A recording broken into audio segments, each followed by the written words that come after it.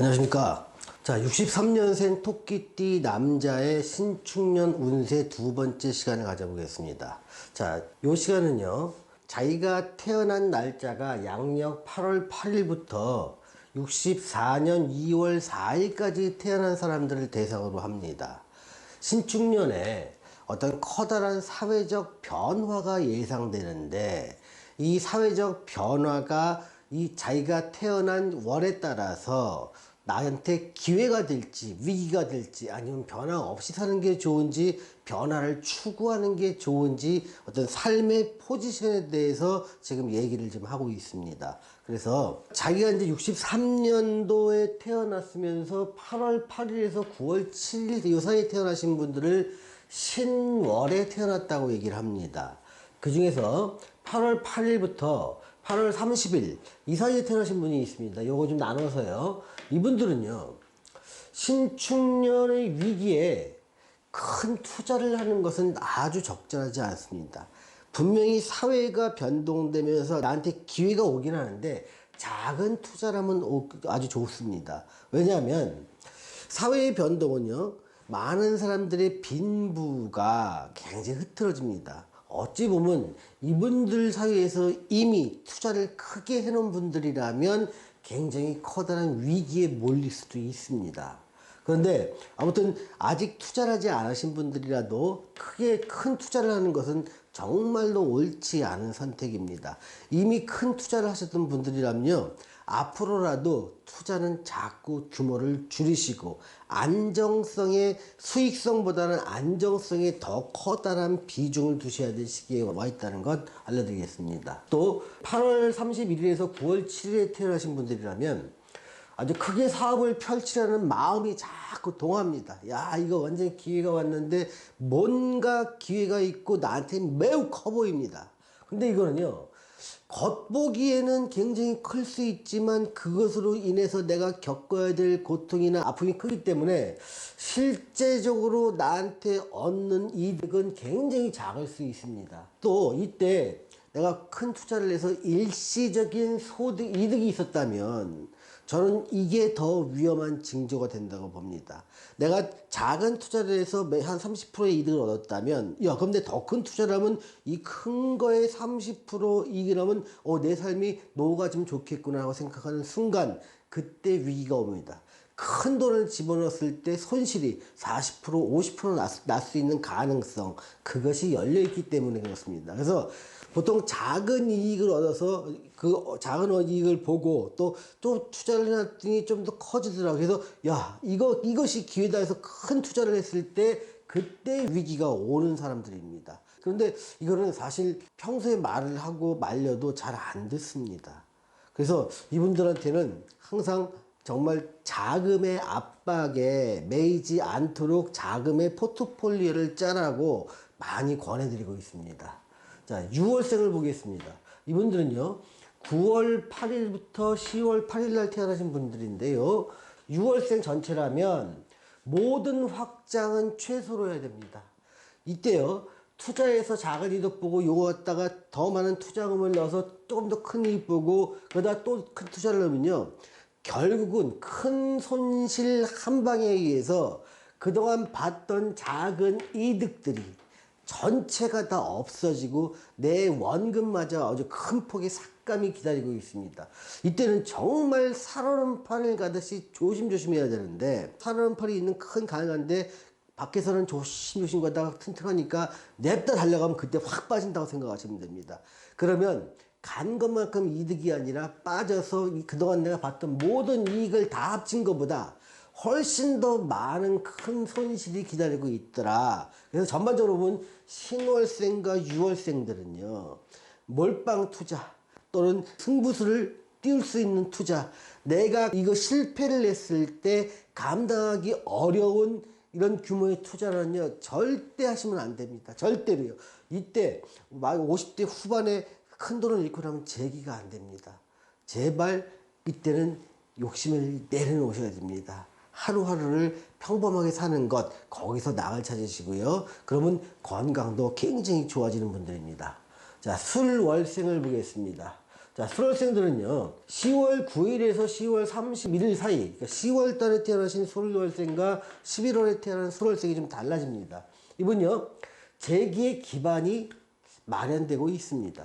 그래서 오랫동안 내가 빠른 승부를 보지 못했지만 지난 10년의 세월 동안에 차근차근히 내가 사업체나 어떤 장사를 하셨던 일 아니면 내가 어떤 일을 했던 분들이라면 큰 욕심만 안 내면 안정적인 삶을 앞으로 쭉 지속할 수가 있습니다. 그러니 큰 도전은 삼가하시고요. 작은 이득의 유지는 가능합니다. 그래서 신축년의 커다란 변화였다가 해서 내가 기회를 잡는다 하더라도 어떤 승부수를 띄우는 게 절대로 아닙니다. 노년의 삶은요, 승부수는 안 됩니다. 안정이 위주입니다. 그것만 지키시면 그 삶에서는 큰 그 요동이 별로 없고 안정적으로 가게 됩니다.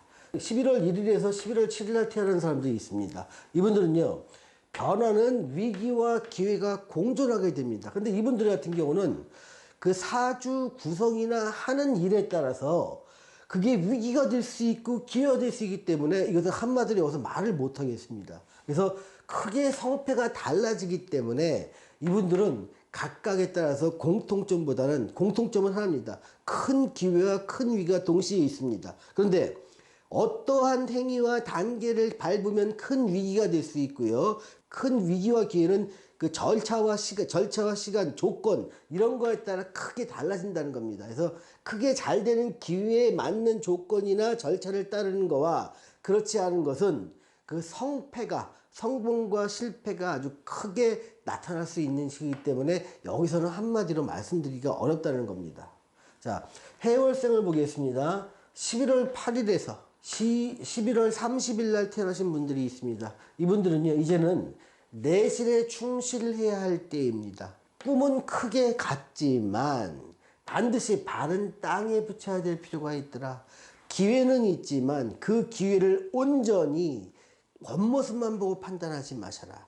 기회의 속에 있는 위기를 같이 판단할 수 있는 능력이 있으신 분들입니다. 이분들이라면 신중한 투자나 판단을 했을 때 삶은 안정적이고 내실은 다져질 수 있습니다. 반드시 이런 분들은요, 자기가 모르는 분야에 대해서 도전하지 마시고요. 그동안 평생 해왔던 일, 평생 알았던 일, 내가 굉장히 잘 아는 일, 거기서 승부를 내시는 겁니다. 그래서 그렇게 되면은 허와 실을 구분할 줄 알게 되죠. 그래서 내실을 기하는 거, 안정을 기하는 거, 큰 이익보다는 작지만 안정적인 이익을 취할 수 있는 선택을 하셨을 때 인생이 평화로워집니다. 자, 12월 달에 태어나신 분들이 있습니다. 12월 1일에서 12월 7일까지 요 사이에 태어나신 분들이 있습니다. 이분들은요, 겉모습, 외형 추구는 이제 그만하셔야 됩니다. 이제는 실속으로 변화해야 됩니다. 규모의 경제가 먹어주는 시간도 있고 그렇지 않은 시간도 있는데 지금 12월 1일에서 11월 7일 요 사이에 태어나신 분이요, 그동안에 아마 충분히 느끼셨을 겁니다. 규모를 키우고 겉모습을 번듯하게 했을 때 남들이 보기 좋고 찬사는 들었지만 실제로 그것이 내 주머니 속에서 얼마나 이득이 됐는지 이거는 아마 여러분들이 스스로 잘 아실 겁니다. 이제는 외형과 다른 사람의 시각에서 벗어나셔서 나만의 실속으로 차릴 수 있도록 누가 뭐라 해도 내 주머니에 얼마가 들어오는지 여기에 초점을 맞추시라는 겁니다. 체면 이런 게 중요하지 않습니다. 실속으로 변화해야 될 시기에 와 있습니다. 그럼에도 불구하고 계속 외형을 추구할 때 점점 내 주머니 속은 비어만 갈 수밖에 없습니다. 자, 자월생을 보겠습니다. 자월생은 12월 8일에서 1월 5일 사이에 한겨울에 태어나신 분들이죠. 이분들은요, 지금은 안타깝게도 겉은 번드르하지만 속은 비어가는 시기입니다. 또 이 신축년에 어떤 기회가 와서 내가 부지도 더 넓게 하고 뭐 규모를 확장하고 이런 기회는 분명히 올 겁니다만 그 기회는요, 점점점 외형은 번듯해지지만 내실이 자꾸 부실해지는 어떤 선택이 될 겁니다. 그래서 이때의 선택은요, 어떤 기회는 규모와 외형을 추구하는 한 실속은 없다라는 걸 명심하시기 바랍니다. 대신에 실속에 초점을 맞추고 외형을 포기하면 어느 정도 실속을 건지게 됩니다. 활발한 사회활동도 하고 고생도 많이 하면서 결국은 내 주머니 얼마 남자고 하는 것인데 그게 남보기에만 그럴싸하고 내 주머니에서 비면은 아무 소용이 없을 거 아닙니까? 여러분들 제발 외형과 규모 여기에 초점 맞추지 마십시오. 내가 규모를 줄였을 때 더 많은 이익을 취할 수 있는 방법이 분명히 있습니다. 그 선택을 하십시오. 그 선택을 했을 때 여러분들은 이 시기를 바쁘게 뛰면서 이 시기가 지나고 나면 특정 기간이 지나고 나면 그때 뭐 괜찮았어 이러한 좋은 기억으로 간직될 것입니다. 그런데 외형과 규모에 너무 휩쓸리기 시작하면요 그 시기에 고생은 많이 했고 열심히 했는데 남북인 번듯했는데 내 주머니에 남는 건 하나도 없더라 이런 기억으로 남게 됩니다.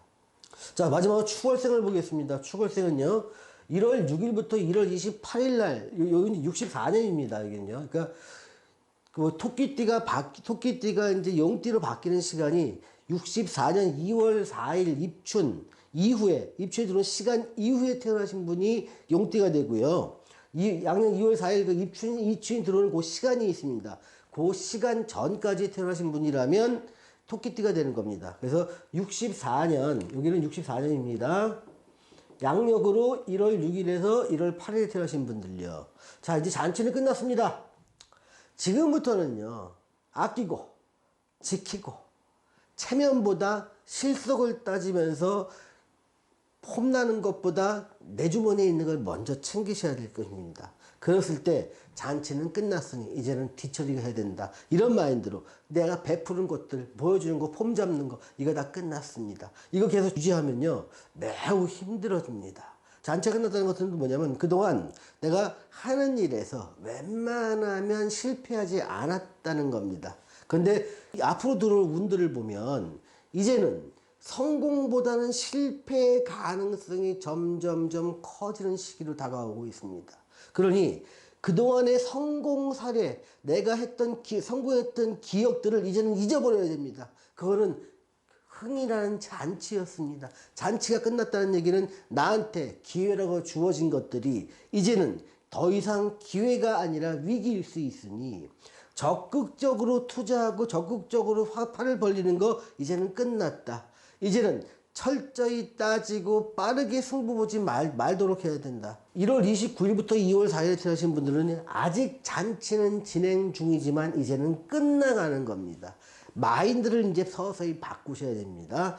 줄이고 안정이 최고입니다. 이런 모습으로 내 마인드부터 바꿀 필요가 있습니다. 근데 이 축월에 태어나신 분들은요, 이게 함부로 잘 안 바뀝니다.